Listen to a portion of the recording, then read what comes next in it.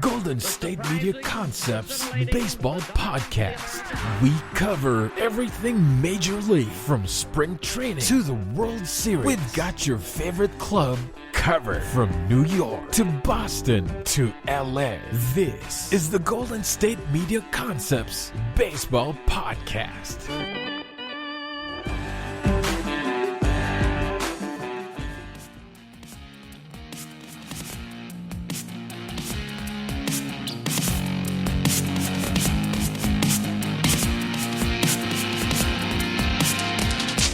GSMC Baseball Podcast. I'm your host, Lucas Moore. It's a Monday. We are continuing to roll through every single division in baseball. We have done the entire National League, and we've done the American League West, where I said the Houston Astros would win that division.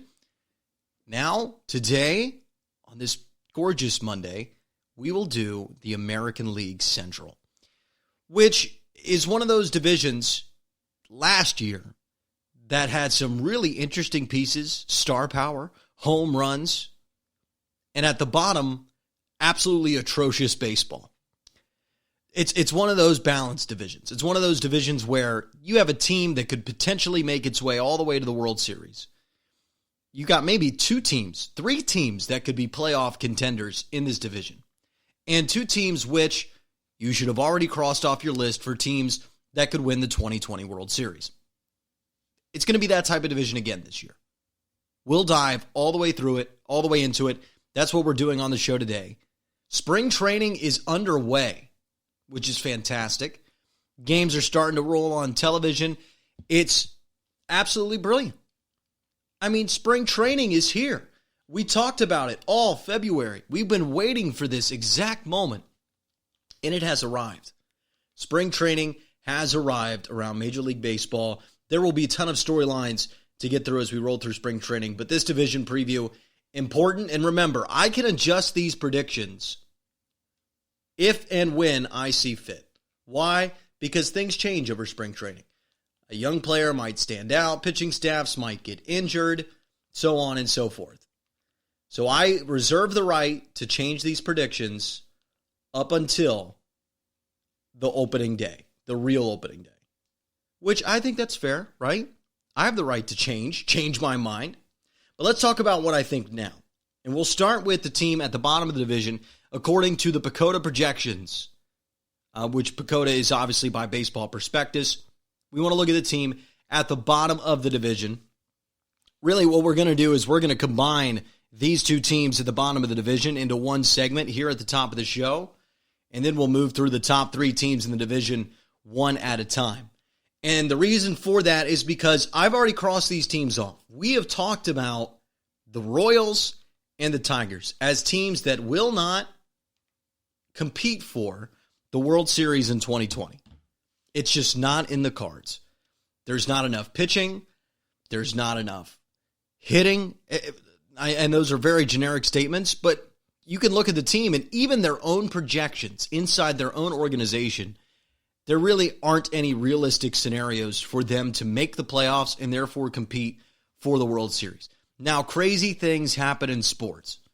So when I say cross them off, it's not a 0%, but it is a 0.00001%, at least in my mind, that these teams could win the World Series. Let's start with the Kansas City Royals. Last season, 59-103, actually weren't as bad as the Tigers were a year ago, and they were 47-114. That is putrid from the Detroit Tigers. But the Kansas City Royals, PECOTA has them projected as a 68-win team. Roto World has them as a 67-win team. And this Kansas City Royals squad, they got competitive in the middle of the decade, but are perennial losers. And their lineup doesn't get any better. The star of the lineup, Jorge Soler, the designated hitter. And outside of that, it's a lot of nothing. Hunter Dozier is a guy that I would rather have batting 6th or 7th or 8th on a World Series team. This is a guy that's going to have to bat cleanup for the Kansas City Royals. Whit Merrifield is the leadoff hitter for this lineup, and he could have a decent season, but it's just not a leadoff hitter. And you go through the entire starting rotation, and it's just a whole pot of nothing. Danny Duffy is the projected ace. Brad Keller, Jake Junis, Mike Montgomery, Jorge Lopez. Do the math, it's not there. Even if these guys have the best season that they appear capable of, if they reach the peak of their projection within realistic simulations, there's no ace here. There's barely a two-starter here on a good team.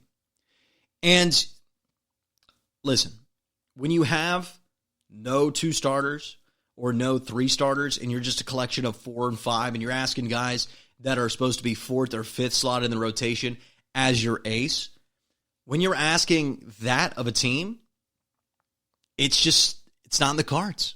It's not in the cards for the Kansas City Royals. And the bullpen, it ain't much better. Ian Kennedy might be the closer for this squad. He's a 4 ERA guy. There's no real depth in the bullpen.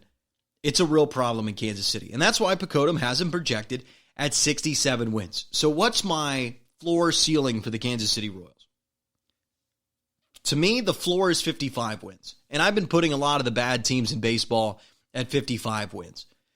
That just feels like the floor for a lot of teams. This is if everything goes wrong for the Royals, which essentially almost everything is going wrong for the Kansas City Royals. And I'll put their ceiling at 75 wins. If everything goes right, Danny Duffy has his best season. But I can't even really convince myself of it. But sure, I give you 75 wins as a ceiling. You win a bunch of one-run ball games. But the Kansas City Royals fans can already start looking towards next year / looking towards the future. I think the Royals will end up at 62 and 100. That is the record I think the Kansas City Royals will end up at. Now let's talk about the Detroit Tigers. Last year, 47 wins. Pecotto has them as a 69-win team. RotoWorld has them as a 66-win team. And actually, RotoWorld and Pecotto disagree in who's worse between the Royals and the Tigers. Pecotto likes the Tigers more. RotoWorld likes the Royals more. Bottom line, they're both bad. It doesn't really matter who's going to be 4th or 5th in this division. And you take a look at the Tigers lineup, and if Miguel Cabrera, I guess, were 4 or 5 years younger, you'd get really excited about him. But he literally is the best hitter in this order, and there's nothing else. And we've gone over the Tigers lineup on a previous episode, the cross them off list. You can scroll back on at GSMC_baseball on Twitter, and you can go through the pages on Apple Podcasts, and you'll find the cross them off list episode where I dive really deep into each of the teams that I don't think are capable of making the World Series or winning the World Series in 2020. There were 7 teams that I said go ahead and cross off the list. There were a few that I left alone that some projection systems would suggest you cross it off, but I think there's a little more potential there. But the Tigers and Royals were on that list, and this is the starting rotation. Ivan Nova, Jordan Zimmerman, Matt Boyd, Daniel Norris. There's nothing there for the Detroit Tigers. Not a team to get excited about. RotoWorld does season projections, and the Tigers are actually one of the few lineups I've seen that doesn't have a single player projected to have over an 800 OPS. Not good. Not good for a lineup. Not good for an American League team where you have a whole nother spot in the lineup to try to shove in an extra bat. Not going to be a good year for the Tigers or the Royals. The Tigers' range for me, I had to put it at 47 wins because that's what they were last season. And I don't think they're a better team than they were last year. So 47 wins is the floor. I think everything did go wrong for the Tigers a year ago. That's why they only won 47 games, which is frankly embarrassing. And the ceiling is 114. 47-114. The ceiling for the Tigers is 75 wins. I can't believe I said 114. 47-114 would literally be the range of all potential outcomes in baseball. And if I did that for every team, I'd be right. No, 47-75. Same deal with the Royals for the Tigers here. If they just win a bunch of one-run games, things are looking good, maybe they can get 75. But even then, I kind of want to put that at 72-71. But 75 feels possible for every baseball team because baseball is such a crapshoot sport. You never know what can happen every day. And if you win a bunch of one-run games, you get lucky a few times, catch some injury breaks. I think about every team that plays Major League Baseball can find its way up to that 75-win mark, although I think that's really unrealistic. So I have the Tigers finishing at 55-107 as the last place team in this division. At least the Royals have Soler in the middle of their lineup, and I frankly like the rotation a little bit more than what I see on paper for the Detroit Tigers. So those are the bottom two teams in the American League Central, two teams you don't have to worry about if your team is a World Series contender. The next three teams I did not put on the cross them off list, and I think these three teams all have a really solid opportunity to win the American League Central this season. We'll talk about the White Sox on the other side of the break. You're listening to the GSMC Baseball Podcast. This is your ultimate stop for everything sports. The Golden State Media Concepts Sports Podcast. Should I say more? From the NFL, MLB, the NBA to MMA, it's all in here. The Golden State Media Concepts Sports Podcast. Listen now.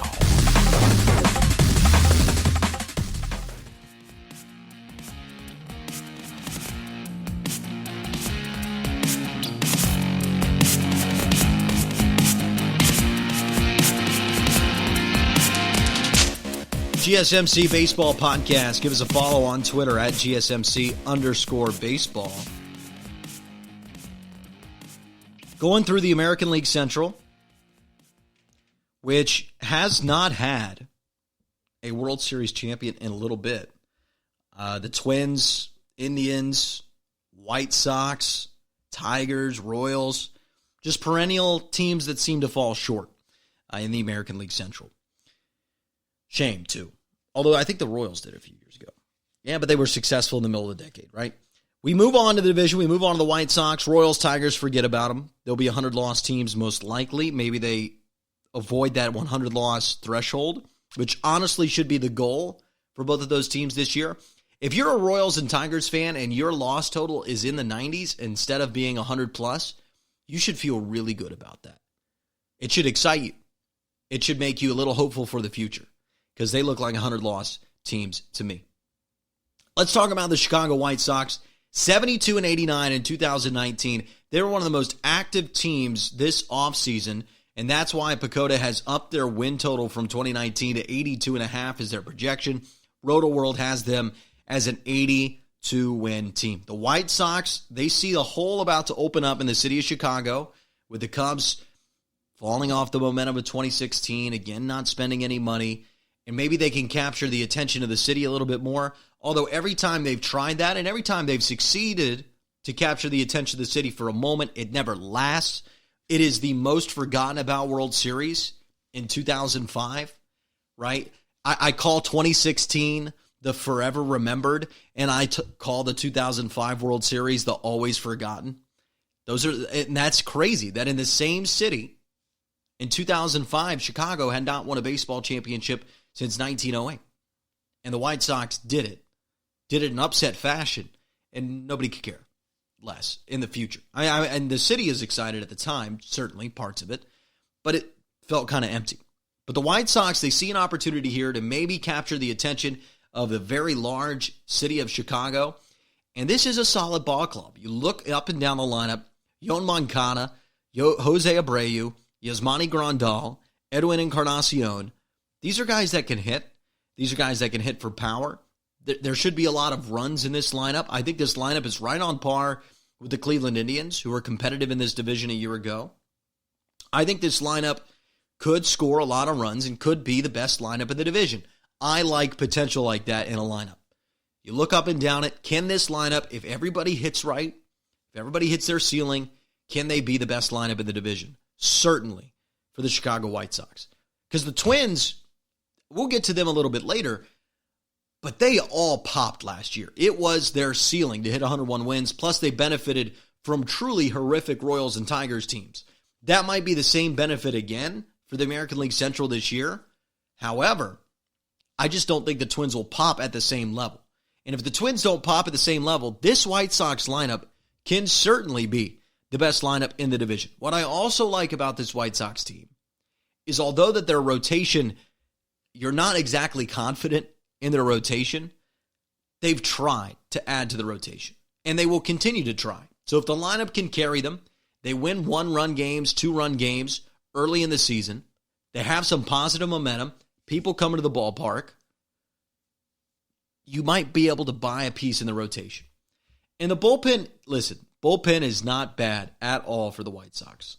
There's some decent pieces here. Again, I think the rotation, I think the bullpen, I think the lineup are in the same realm as the Cleveland Indians. I think the Indians have an advantage in the rotation. They throw more strikes. They're more solid. But this rotation for the Chicago White Sox, a little bit higher of a ceiling. Gio Gonzalez can be a dominant lefty. Dallas Keuchel can be really good as well. So a little more of a ceiling, I think, in this rotation than the Indians rotation. Now, Indians fans are going to stand on the chair and scream and shout that Shane Bieber can be a Cy Young winner, and I just don't really believe it. And it's really going to come down to him for the Cleveland Indians. But the reason I keep comparing the White Sox to the Indians, because I think that's the bar the White Sox need to go for. They need to try to be a low 90-win team this season.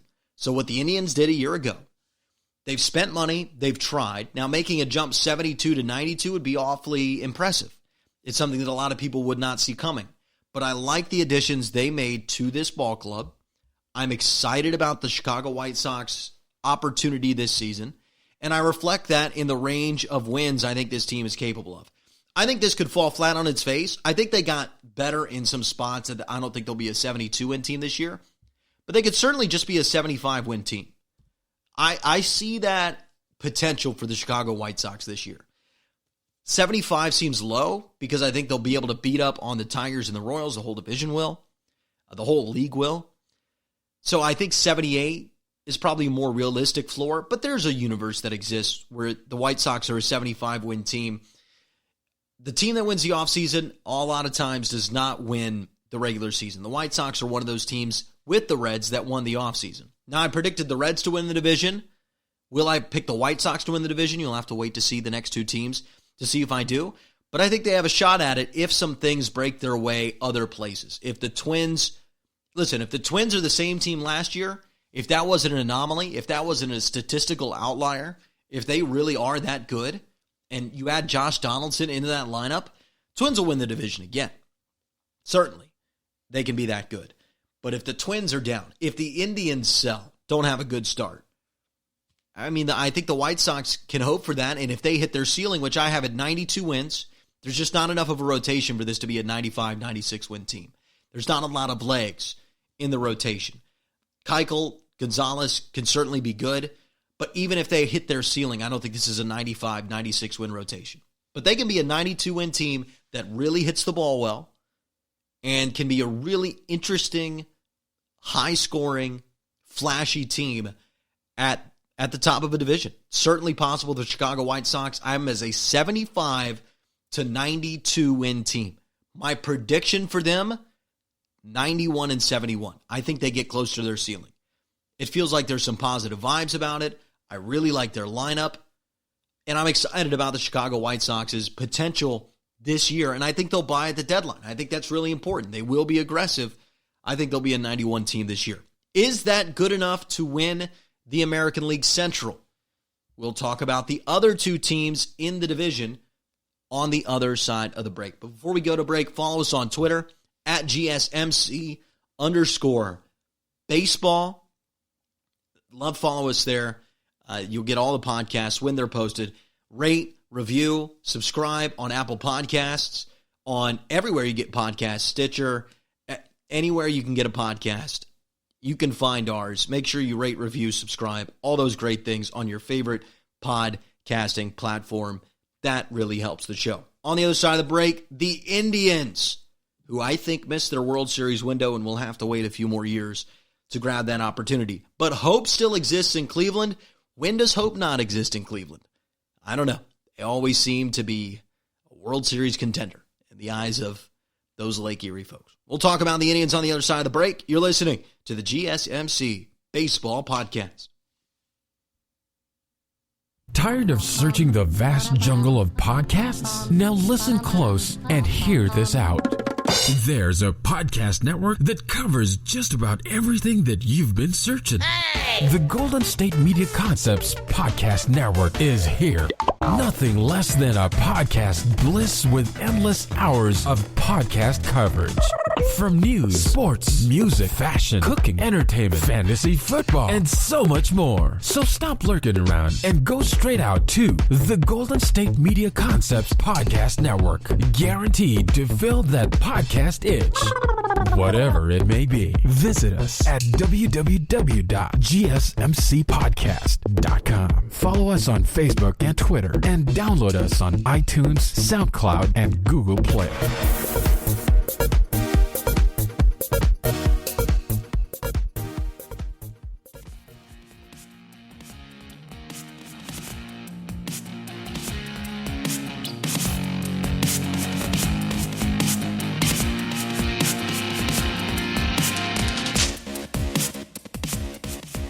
Never has there been a city that is better at wishful thinking than the city of Cleveland. And I admire them for it. Whether it be the Browns, the Cavaliers, or the Indians, the folks in Cleveland always find a way to add some positive spin to any sort of situation. There was positive spin when they went 0-16. They held a parade. They spun it. Like, hey, let's have a parade. We'll bounce back from this. And they did in some sort of way. Now, the Indians, they've had a little more reason to be positive about. They've been a pretty solid organization in Major League Baseball, a really good mid-market team. They were competitive in the late 90s. Again, they were in the World Series in 2016. They've had 90-plus win teams. A year ago, the Cleveland Indians, 93-win team. 93-69 in 2019. And if you're an Indians fan, listen, there's no reason for you not to believe and care this season. If you're an Indians fan, you're coming off a 93-win season. You've been competitive in the past. You have star players on this roster. So I wouldn't be losing my mind if I was an Indians fan, and I wouldn't be out of hope if I were a Cleveland Indians fan. I completely understand it. However, I'm just out on them. I think that they had, with this group of players, with this level of talent, they had themselves a nice little World Series window, which is best opportunity when they were up 3-1 in the World Series against the Chicago Cubs, and they couldn't seal the deal. That was the best opportunity. Now, they had opportunities to win a World Series in other years if they would have done better in the postseason, but they've missed the window a few straight times. Now, I get Jose Ramirez is great, Francisco Lindor as well, Carlos Santana. You like your team, you like your lineup. But Frankie Lindor, listen, I know you're working on a contract extension for Frankie Lindor, and any Indians fan would pound on the table and say, we are not trading Frankie Lindor. The fact that it was even in the air is not a good sign. Organizations in baseball will tell you how they feel about their own organization. It's a very projectable sport. You're going to have a feeling of what type of range you're in. NFL teams, they're always in playoff contention, they feel like. Just add a few pieces, you win a few close games, all of a sudden you're 9-7, 8-8 on a good year, and you're in the postseason. Certainly possible. Baseball teams run projections, and if you are not projecting your team to be a World Series contender, or if most of your projections have you missing the playoffs, as a mid-market team especially, you will watch them start to become frugal. You'll watch them start to make cost-effective, let's say, decisions. And that's what the Indians have been doing. They've been slowly peeling off some players, trying to flip them into young prospects, hoping those prospects work out. And mid-market teams have to do this in baseball. They have to reload. Throughout the course of a reload, however, there is usually a down year or two. Indians coming off a 93-win year. Cannot call that a down year. And I think this year is the down year for the Cleveland Indians. Listen, lineup's solid. Lineup's good. White Sox is right there, though. Twins is probably better. I can name a few more American League teams with better lineups as well. I think the Astros lineup is better. I think the Angels lineup is better. I think the Athletics lineup is right there with the Cleveland Indians lineup. Certainly. Rangers, probably not, but the ceiling of their lineup could be better than the Indians. And I've named too many teams already for you to be a legitimate World Series contender, especially when you dumped a starting pitcher last year and you're relying on Shane Bieber and Carlos Carrasco. Yes, they're good pitchers. They're good twos. They're good threes. Do I think Shane Bieber is a world-class starting pitcher? No. I get he's 25. Had a 3.28 ERA. I don't think he's a world-class starter. Hopefully he proves me wrong if you're an Indians fan. And if he is, that kind of changes the math. for the Cleveland Indians. But I think he is what he was last year. Mid-threes guy, can fall to 2.9, solid starter. You need that guy, though, at the top of the rotation. And the Indians have had that guy, and they missed their chance and they missed their window. You're a mid-market team. Reloads are necessary. The organization has been telling you that you will reload by what they've done, by who they've moved, by what they've moved off of, by the rumors they're involved in. Would there be any Frankie Lindor rumors whatsoever if the Indians thought they were legitimate World Series contenders this year? No, not a single one. Now, maybe they use it for contract leverage, but if everybody in that organization believed that they were certainly World Series contenders, you don't hear those rumors. They're selling pieces. We've seen this happen all over Major League Baseball with a bunch of mid-market teams. That's the problem with not having a salary cap. You have to reload, you have to dump payroll. And for the second straight year, the Indians will have a lower payroll than the year before, which is fine. Doesn't mean they can't win games. Doesn't mean I don't think the Indians can get back to 93 wins. It doesn't mean that I think it's impossible for the Indians to win the American League Central this year. I didn't cross them off for the World Series. I just don't think they're legitimate World Series contenders. I think their range is 75 wins because they could sell. Listen, they've already made some interesting moves towards selling, towards reloading. If this thing goes bad, you lose a lot of one-run games, you're 6 back in the division because the Twins are legitimate, or the White Sox come out of nowhere, they're going to start selling pieces. Why hold on to these? Go get your prospects. Go reload like every mid-market team has to. Go reload. Go out and reload. And if that happens, this could be a 75-win ball club in Cleveland. It could be a disaster-type year. I don't think that'll happen. Certainly on the table, though, for the Cleveland Indians. The ceiling, to me, is they're the exact same team they were last year. And frankly, I'm only putting it 93 because if I put it at 90, I know some Indians fans, and I know they listen to this show. I would just hear it from them a lot. 93 is fair. That's what you were last year. There's no way you've gotten better. You can tell me that all these young guys are going to be great, but do you know how many young guys have played in Cleveland for all their sports teams that are supposed to be great, and they never really are? A lot. Okay? And the wishful thinking from the Indians fans can really pump you up, especially if you live in their world, to where, man, oh yeah, you're right. I guess they are making these points, and they're very passionate, and they argue it well. And it always makes you think the Cleveland team will be a little bit better than they actually are. I'm not buying into it. I think the White Sox are just as good at almost every level as the Cleveland Indians this season. And I think the Indians this year are going to have a self-reflection midway through the year and realize they're not serious World Series contenders and just go full reload, not rebuild, still a lot of young pieces, and kind of mail it in. I think they go 81-81 this year. Unless that Frankie Lindor contract is in ink, which I don't believe it is. I'll even look right now to see if it has escalated within the last 20 minutes. And no deal is done. And the last headline from ESPN is why the Cleveland Indians should play it out with Francisco Lindor. If you're playing it out with a player, your best player the organization has seen for a while, if you're playing it out, and I think they are playing it out. And I know that's just a headline on ESPN, but that feels like what they're doing. If they're playing it out, they don't think they're World Series contenders. You get that deal done. I think Frankie Lindor is going to be a Cincinnati Red halfway through the year. I still believe that. The rumors have kind of gone away from that. But if I had to predict right now who Francisco Lindor is hitting for come September, I think it's the Cincinnati Reds. And I think the Reds have the pieces to go get them and still keep their lineup intact. They've got a lot of outfield depth. They've got good prospects. And if the Reds are in first place in their division, they would give up Jonathan India or Hunter Green, their two best prospects, to get Frankie Lindor if they think they can flip him onto a long-term deal because he fills that hole in shortstop, and it'd be a deal that makes sense. I know it's in state, but it's not in league. It would make sense for the Indians. I think that's something that might happen. So 81-81, my prediction for the Indians, but they could be a 93-win team this season. I don't buy it. I don't buy that this team has some sort of ceiling that they need to reach or can reach.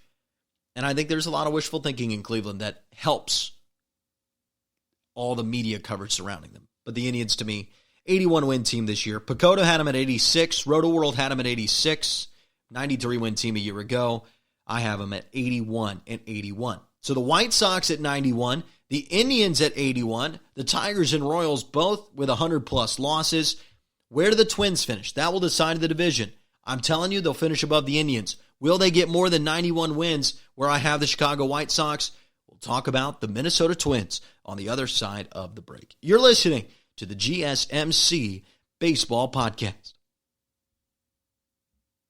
Want to know the latest in soccer? Then listen to the Golden State Media Concepts Soccer Podcast. From MLS, the World Cup, and the Premier League, we've got you covered. The latest updates, the hottest matches, and news on the league's top players. It's the Golden State Media Concepts Soccer Podcast. David Beckham scores the goal to take England all the way to the World Cup finals. Listen now.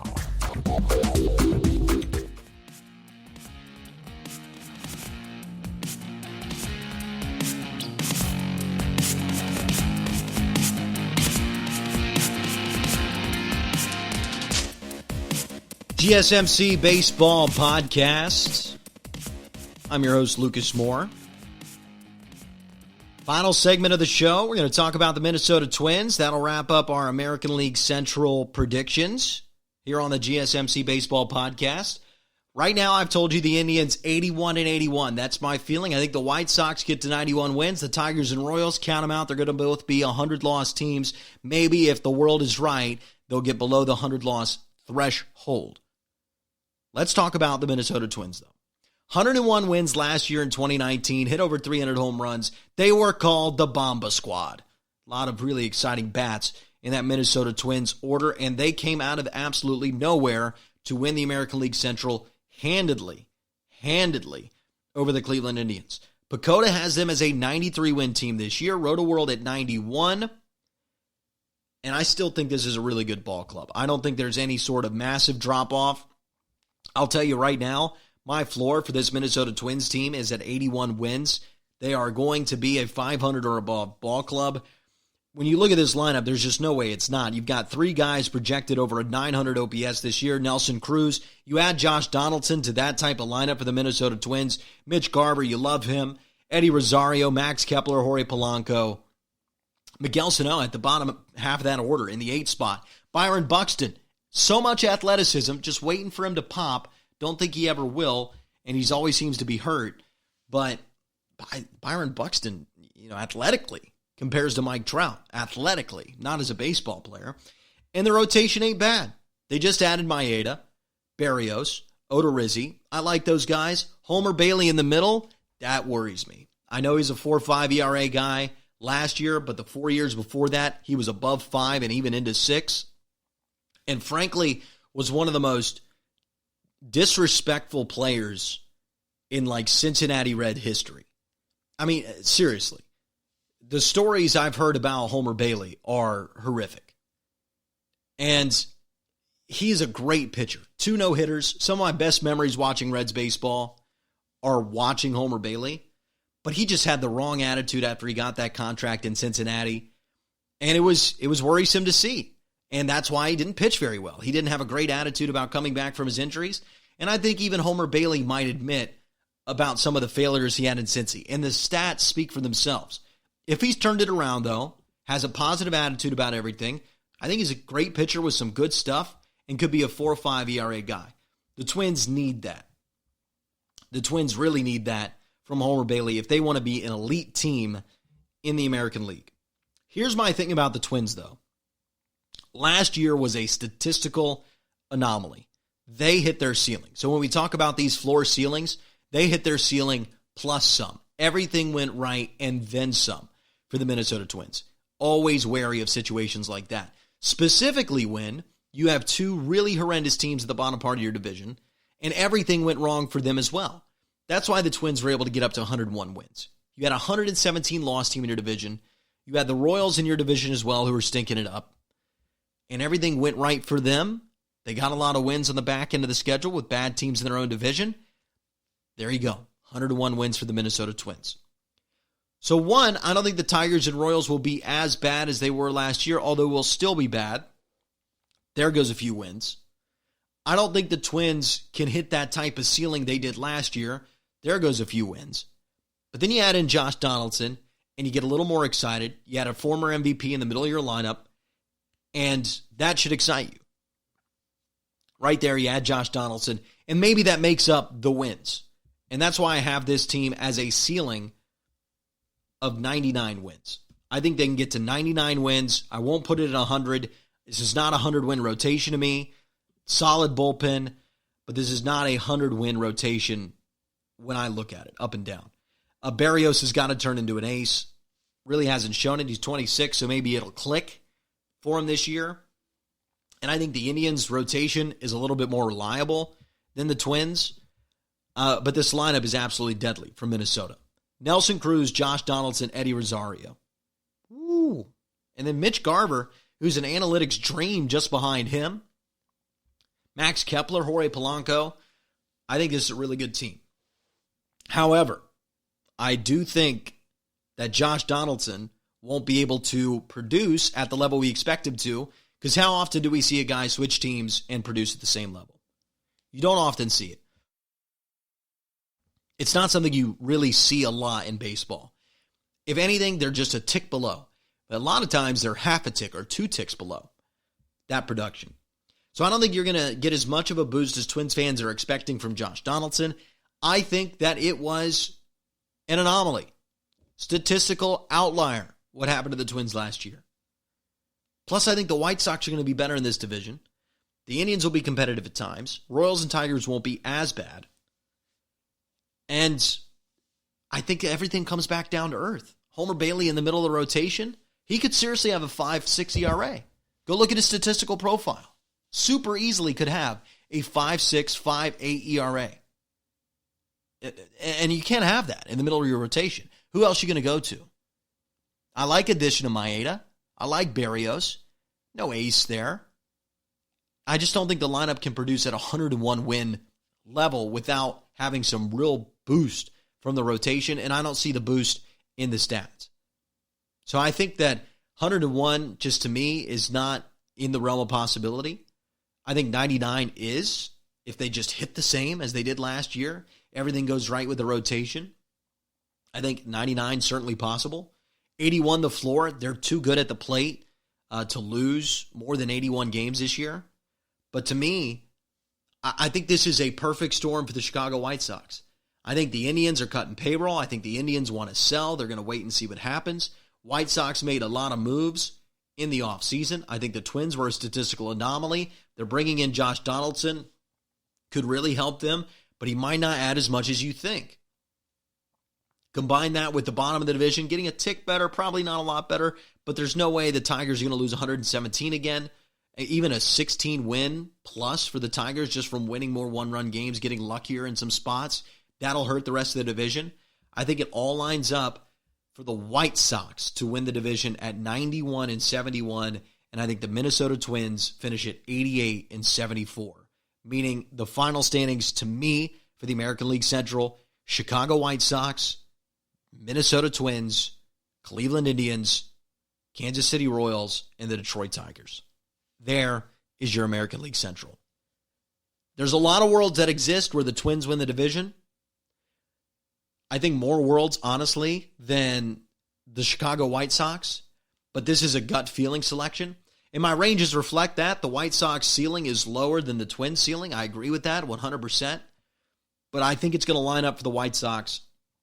I think they win the American League Central. I think the Indians are going to be out by the trade deadline. They're going to be looking to move on, something different. I think the Chicago White Sox win the division at 91 wins this season. Exciting stuff if you're a White Sox fan. And I think they'll have a better record than the Cubs this year, which something the White Sox haven't been able to say over the last couple of years. Plus, the White Sox, a lot of good prospects could come up, make some impact that we're not even really thinking about at this moment. That's going to do it, though, for the GSMC Baseball Podcast. That's our American League Central. We have one division left to go, and it's the most historical division in our sport, and that is the American League East.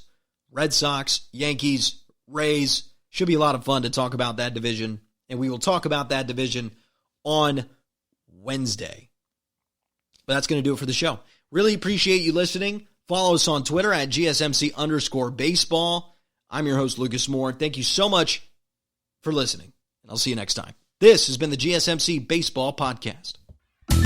You've been listening to the Golden State Media Concepts Baseball Podcast, part of the Golden State Media Concepts Podcast Network. You can find this show and others like it at www.gsmcpodcast.com. Download our podcast on iTunes, Stitcher, SoundCloud, and Google Play. Just type in GSMC to find all the shows from the Golden State Media Concepts Podcast Network, from movies to music, from sports to entertainment, and even weird news. You can also follow us on Twitter and on Facebook. Thank you, and we hope you have enjoyed today's program.